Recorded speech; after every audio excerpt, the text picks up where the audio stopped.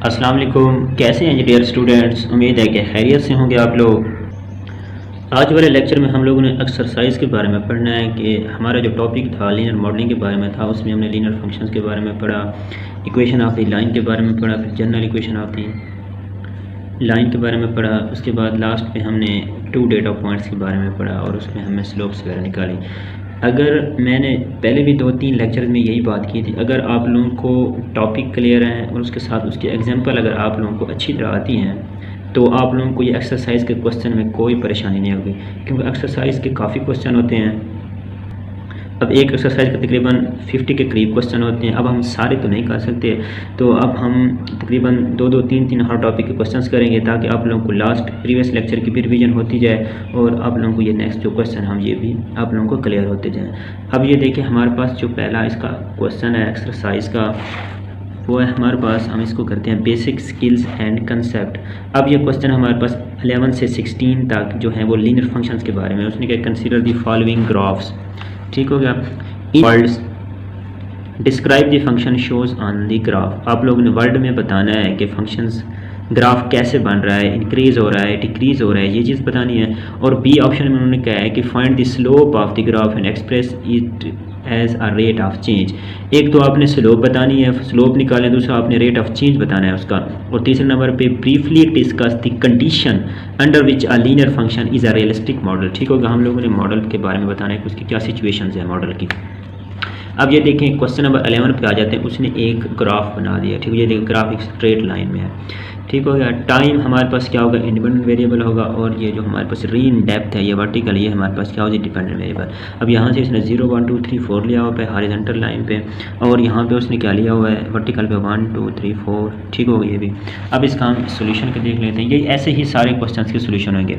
अब पहले स्टेप में उसने क्या कहा है कि हमने क्या बताना है कि फंक्शंस को shown on the graph in word में डिस्क्राइब करना। तो हम बताएंगे कि rain depth increases linearly with time, ठीक हो गया। वो कह रहा है कि ये जो हमारे पास रेन डेप्थ होगी, बारिश की जो गहराई होगी, वो किसके साथ इंक्रीज़ हो रही है, टाइम के साथ। जैसे टाइम बढ़ता जाता है बारिश क्या होती जाती है, वो लीनियरली विद टाइम के साथ क्या होती जाती है, इंक्रीज़ होती जाती है। और अब दूसरे नंबर पे वो क्या कह रहा है कि it appears the change in depth over first 3 hours in 4 inches. वो कहता है कि फर्स्ट 3 आवर्स में वो कितना रेन डेप्थ 4 इंचेस कवर करता है। तो सो द स्लोप क्या आएगी हमारे पास, इन 4/3 इंचेस पर आवर, यानी हर घंटे में 4/3 इंचेस, यानी 4/3 इंचेस कवर करेगा इन पर आवर, ठीक हो गया। फिर तीसरी जो सी ऑप्शन है, the model is realistic if the rain falls rate as a constant. तो हमारे पास रेट कांस्टेंट है, क्योंकि हमने कहा जब स्ट्रेट लाइन की हम बात कर रहे हैं, ये देखिए हमारे पास ये स्ट्रेट लाइन है, तो इसका रेट ऑफ चेंज क्या होगा, कांस्टेंट होगा। इसका मतलब 4/3 inches per hour over 4 hours, ठीक हो गया। अब ये देखें क्वेश्चन नंबर 12 भी ऐसे ही। अब टाइम है, फिर हमारे पास ये पॉपुलेशन है, तो हम यही कहेंगे कि इसमें भी हमारे पास क्या आ रही है, स्ट्रेट लाइन आ रही है। तो हम क्या कहेंगे कि इसका जो हमारे पास वो इसी तरह जो इसका पॉपुलेशन है वो इंक्रीज़ हो रही है विद टाइम के साथ। फिर इसी तरह जो इसकी हमारे पास पॉपुलेशन होगी वो भी हम उसका भी ऐसे ही आंसर देंगे, ठीक हो गया। अब नीचे क्वेश्चन नंबर 13 है, क्वेश्चन नंबर 14 है, ये क्वेश्चन नंबर 15 और 16 तक ये आप लोगों ने इसको पढ़ना है। ये कोई मुश्किल क्वेश्चन नहीं है, ये आप लोगों ने इनको ट्राई करना है। फिर भी अगर आप लोगों को कोई इनमें प्रॉब्लम हो, कोई बात आप लोगों ने पूछनी हो, तो आप मुझे कमेंट्स में पूछ सकते हैं मुझसे, और मेरा नंबर भी दिया हुआ है व्हाट्सएप नंबर, तो आप उस पर भी रब्ता करके मुझसे कोई भी पॉइंट आप लोग पूछना चाहते हैं पूछ सकते हैं। बाकी अगर आप लोगों को लेक्चर क्लियर है, सॉरी आप लोगों को टॉपिक जो प्रीवियस जो आप लोगों को टॉपिक इसके क्लियर हैं, एग्जांपल्स आप लोगों को आती हैं, तो ये क्वेश्चन आप लोगों के लिए कोई मुश्किल पेश नहीं करेंगे। अब ये देखें 17 से 22 जो क्वेश्चंस हैं ये किससे होने हैं, रेट ऑफ चेंज रूल से होने हैं, ठीक हो गया। पहले उसने एक एग्जाम्पल दी हुई है, every week years finger nails grow 5 millimetres.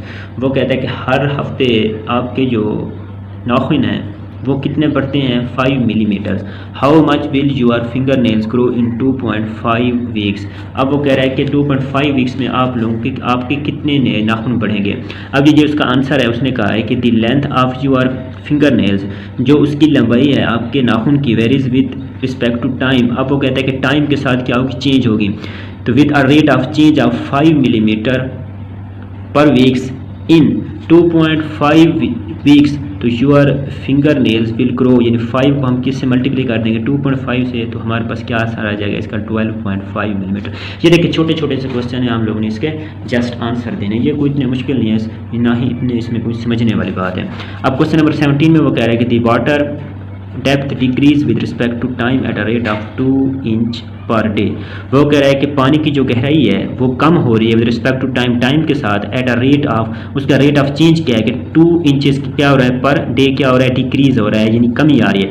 So the rate of change minus 2 inch per day, इसका मतलब वो कह रहा है कि हर दिन में, यानी एक दिन में, हर दिन में उसकी क्या हो रही है जो रेट ऑफ चेंज या उसमें कमी कितनी आ रही है, माइनस, यानी उसमें माइनस लिखने का मतलब है उसमें कमी आ रही है 2 इंच की। तो वो कह रहा है कि पूछ रहा है कि इन 18 days the water depth decrease by 2 inch per day. अब 8 की आप बात करेंगे,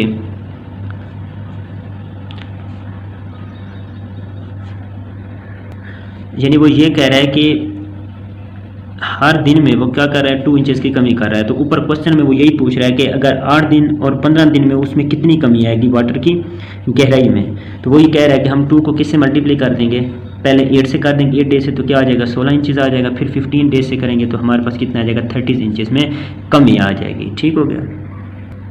अब इसी तरह क्वेश्चन नंबर 18 को देख लेते हैं। You run along a path at a constant speed of 5.5 meals per hour. ठीक हो गया। How far do you travel in 1.5 hours in 3.8। वो कह रहा है कि 1 घंटे में वो कितना मील्स तय कर रहा है, स्पीड उसकी कांस्टेंट स्पीड क्या है, भाग रहा है 5.5 मील्स, यानी 1 घंटे में। अब वो कहता है कि ये कितना ट्रैवल करेगा अगर 1.5 आवर्स हों, या फिर वो कहता है कि 3.8 आवर्स हों। तो वही इसी तरह हम क्या करेंगे 5.5 को किससे मल्टीप्लाई करेंगे 1.5 से, और फिर इसको दोबारा किससे मल्टीप्लाई करेंगे 5.5 को 3.8 से। तो हमारे पास इसका क्या आ जाएगा आंसर, जैसे हमने ऊपर 17 क्वेश्चन किया। ये देखिए सिंपल से छोटे छोटे क्वेश्चन है, बाकी आप लोगों ने खुद देख लेने हैं। ठीक हो गया। अब हम क्वेश्चन नंबर 23 से 28 पे आ जाती हैं। लीनियर इक्वेशंस के बारे में हम क्या मतलब उसके हमने क्वेश्चन करने हैं।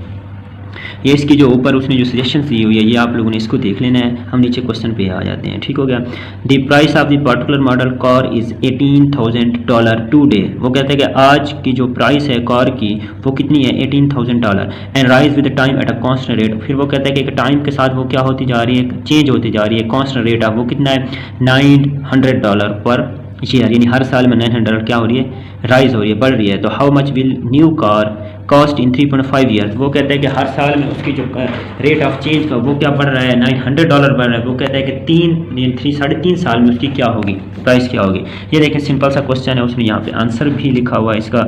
ये देखें वो कह रहे हैं independent variable is a time. ठीक होगा। टाइम उसका क्या होगा इंडिपेंडेंट वेरिएबल होगा मेजर्ड इन ईयर्स। हम उस ईयर्स की बात करें where T is equal to 0 represent 2 day. अगर टी की वैल्यू 0 है, टाइम 0 है, इसका मतलब हम 2 डे आज की बात कर रहे हैं। तो the dependent variable is a price P measured in dollar. ठीक होगा। जो प्राइस हम उसको डॉलर में मेजर कर रहे हैं। The equation for the price function is P is equal to, अब पी हम क्या कर रहे हैं कि 18,000 प्लस क्या आएगा हमारे पास $900 टी, क्योंकि साथ हम टी की बात कर रहे हैं। तो फिर वो कहते हैं कि इन 3.5 ईयर्स, तो न्यू कार की क्या प्राइस होगी टी की जगह हम टाइम क्या लिख देंगे उसका 3.5 ईयर। तो हमारे पास उसका आंसर क्या आ जाएगा $21,150। ये उसका क्या आ जाएगा। तो this function does not give a good model for a car price. ठीक हो गया, ये इसको आंसर था। अब इसका क्वेश्चन नंबर 24 देख लेते हैं। इन 2012 डोना Walmer set the women world record in the 100 meter butterfly swimming. Butterfly का मतलब होता है तैराकी with a time of 55.98 seconds. Assume that the record falls at a constant rate of 0.05 second per year. What does the model predict for the record in 2020 यानी 2020 में उसका क्या record हो। अब वो पूछ क्या रहा है और हमने आंसर इसका क्या देना है। वो ये कह रहा है कि 2012 में डोनर वाल्मर ने 100 मीटर की तैराकी यानी स्विमिंग का मतलब तैराकी 55.98 सेकंड वक्त के साथ ख़वातीन का आलमी रिकॉर्ड कायम कर दिया। ठीक होगा, आलमी रिकॉर्ड कायम किया। फ़र्ज़ करें अज्यूम दैट, उसने कहा है कि फ़र्ज़ करें ये रिकॉर्ड या फ़र्ज़ करें रिकॉर्ड 0.05 सेकंड फ़ी साल की मुस्तकिल शरह से गिरता है। तो बताएं 2020 में उसका क्या रिकॉर्ड होगा। ठीक हो, ये हम लोगों ने आंसर देना है। ये बुक पे तो आंसर नहीं है लेकिन मैंने यहाँ पे आंसर लिखा हुआ है। ये देखें। अब डिमिनेशंस का मतलब होता है कमी विद रिस्पेक्ट टू टाइम। तो so the time is the independent variable and diminution is the dependent variable. तो द इनिशियल वैल्यू हमारे पास क्या है 55.98 सेकेंड, ठीक हो गया। द रेट ऑफ चेंज, अब चेंज क्या आ रही है 0.05 सेकेंड पर ईयर, ठीक हो गया। तो hence the equation of the function, अब इक्वेशन ऑफ द फंक्शन हमारे पास क्या बनेगी, एक जैसे हम कहते हैं ये डिपेंडेंट वेरिएबल आ जाएगा हमारे पास, डिमिनेशन डिपेंडेंट वेरिएबल आ जाएगा, इज इक्वल टू हमारे पास क्या आ जाएगा रेट ऑफ चेंज, वो क्या आ रहा है 55.98 माइनस 0.05 क्रॉस हमारे पास क्या आ जाएगा उसका इंडिपेंडेंट वेरिएबल, और इंडिपेंडेंट वेरिएबल हमारे पास क्या था टाइम था। ये देखिए मैंने नीचे उनको लिख भी लिया है, ये देखें रेट ऑफ चेंज। तो let D be the diminutions T with the time, अब उसने इसको डिनोट कर दिया है, जो कमी है डिमिनेशंस उसको टी से ज़ाहिर कर दिया है, और जो हमारे पास टी है उसको उसने किससे ज़ाहिर कर दिया है टाइम को टी से। Assume that T is equal to 0 for 2012, यानी 2012 में हमने क्या कहा था कि वो हमारे पास क्या होगा 0 होगा, ठीक हो गया। तो T is equal to 55.9 minus 0.05 T, ठीक हो गया। अब टी फिर हमने कहा है कि अब हम टी की वैल्यू कैसे निकालेंगे, टाइम कैसे निकालेंगे, तो फिर पहले हमने कहा 2012, फिर हमने कहा है कि 2020 में उसका क्या रिकॉर्ड होगा, 2020 में से 2012 निकाल देंगे तो सब्स्टिट्यूट कर देंगे टी, तो हमारे पास उसका टी क्या आ जाएगा टाइम 8 आ जाएगा। तो ये देखें हमने लिखा हुआ था T is equal to 55.98 minus 0.05, ये 8 साथ आ जाएगा, तो हमारे पास इसका आंसर क्या आ जाएगा 55.58। तो in 2020 the model predict the record with the time of 55.58 second, ये इसका क्या आ जाएगा आंसर आ जाएगा। ये देखा हमने एक लीनियर इक्वेशन बना के उससे उसका आंसर निकाल लिया। उम्मीद है कि ये भी आप लोगों को क्लियर हो गया होगा। अब ये देखो क्वेश्चन, अब बाकी ये क्वेश्चन आप लोगों ने देख लेने हैं। अब ये देखें आगे क्वेश्चन है 29 से 34 equation from the 2 data points. ये भी मैंने ये टॉपिक भी किया था, हम इसकी मैंने एग्जांपल्स भी करवाई थी लास्ट वाली कि हम सबसे पहले क्या निकालते हैं उसकी स्लोप निकालते हैं 2 डेटा पॉइंट्स में, दूसरे स्टेप में हम क्या करते हैं बी की वैल्यू निकालते हैं, तीसरे स्टेप में उस इक्वेशन में सारी वैल्यूज पुट करते हैं। तो हमारे पास ये क्या आ जाती है इक्वेशन फ्रॉम 2 डेटा पॉइंट्स, ठीक हो गया। अब ये देखें उसने सारा ये क्वेश्चन लिखे हुए हैं, आसान से क्वेश्चन है, इनको आप लोगों ने खुद ही करना है, ठीक हो गया, कोई मुश्किल वाली बात नहीं है। अब आगे आ जाते हैं, ये क्वेश्चन आप लोगों ने खुद करना है। अब आगे आ जाते हैं फर्दर एप्लीकेशन में, हमारे पास 35 से 42 क्वेश्चन, ये वाला क्वेश्चन है बस करने वाले, ये मैं आप लोगों को समझा देता हूँ कि कमेंट्स में भी 1-2 स्टूडेंट पूछ रहे थे कि सर 32 वाले ग्राफ हमें समझा दें। तब हम पीछे थे, मतलब स्टार्ट में थे, मैंने कहा जब अब 32 पेज पे आएंगे तो मैं आप लोगों को ग्राफ क्लियर करवा दूँगा, ठीक हो। ये अलजेब्रिक लीनियर इक्वेशंस है, इसमें मैंने वहाँ भी पहले आप लोगों को ग्राफ करवाया था, एग्जाम्पल दी हुई थी हमारे पास y is equal to 4x + 4 था, ठीक हो गया, -4 था कि +4 था प्रीवियस लेक्चर में, ठीक हो गया। अब ये देखें उसने कहा है कि for the following function find the slope of the graph, सबसे पहले हम slope of the graph find करेंगे and the intercept, then the sketch graph for values of x between -10 to 10, ठीक होगा। मैंने ये ग्राफ पेज पे बनाया हुआ है। अब हमारे पास क्वेश्चन कौन सा है y is equal to 2x + 6। मैंने ये पेज पे 2-3 ग्राफ बनाए हुए हैं, यहीं से आप लोगों को क्लियर करवा देता हूँ तो आप लोगों को क्लियर हो जाएंगे, उम्मीद है कि आप लोगों को समझ आ जाएगी। ये देखें अब 35 क्वेश्चन है हमारे पास, y is equal to 2x + 6, ठीक हो गया। पहले मैंने इसको साइड पे इसके पॉइंट्स निकाल लिए हैं, y इंटरसेप्ट किया है, फिर x इंटरसेप्ट किया, हमारे पास x और y के पॉइंट्स आ गए। सबसे पहले हम लोगों ने, यानी आप लोगों ने जब भी इसका ग्राफ बनाना है, कोई क्वेश्चन आप लोगों को दे देते हैं, आप लोगों ने ये साइड पे ऐसे करके इसके पॉइंट्स निकालने, फिर हमें ग्राफ बनाते हुए कोई परेशानी नहीं होगी। ये देखें y is equal to 2x + 6 for y intercept, पहले सबसे पहले हम क्या करते हैं कि हमारे पास जनरल इक्वेशंस क्या है स्ट्रेट लाइन की, y is equal to mx + b। अब यहाँ से इसको कंपेयरिंग करें तो m की वैल्यू हमारे पास क्या आ रही है 2 आ रही है, तो यहाँ पे इसका मतलब स्लोप हमारे पास 2 है। जब हम y इंटरसेप्ट की बात करेंगे तो हम क्या करेंगे, यहाँ पे हमारे पास x क्या हो जाएगा 0 हो जाएगा, तो इसका मतलब y हमारे पास क्या आ जाएगा 6 आ जाएगा।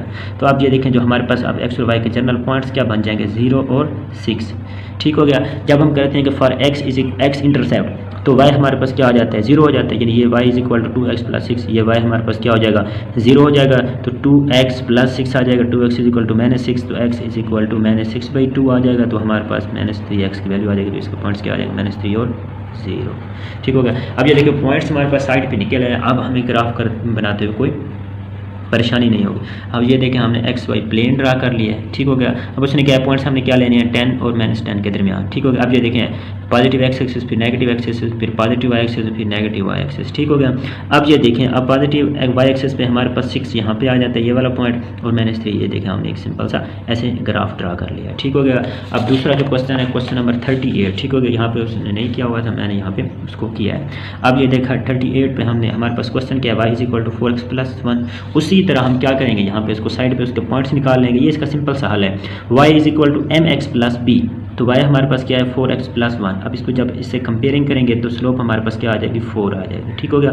फिर y इंटरसेप्ट के लिए पुट x 0 करते हैं तो y हमारे पास 1 आ जाती है, 0 1 पॉइंट्स आ जाएगी। फॉर x इंटरसेप्ट के लिए तो हम y 0 पुट करेंगे तो x की वैल्यू हमारे पास क्या आ जाती है -0.25, ठीक हो गया। अब ये देखें हम यहाँ से उसी तरह हम पॉइंट्स लिख लेंगे, x y प्लेन बना लेंगे। अब ये देखें y क्या आ रहा है 1 पे, y 1 यहाँ पे आ रहा है और जो -0.25 जो यहाँ पे आएगा क्योंकि यहाँ पे नेगेटिव वैल्यू है तो यहाँ पे आ जाएगा -0.25। तो ये देखिए यहाँ से हमें ग्राफ ड्रा। उम्मीद करते हैं कि आप लोगों को ये सारी चीज़ें क्लियर हो गई होंगी, पीछे टॉपिक भी क्लियर है, आप लोगों को एग्जांपल्स भी अगर क्लियर हैं तो ये आप लोगों को क्वेश्चन में कोई परेशानी नहीं होगी, ठीक हो गया।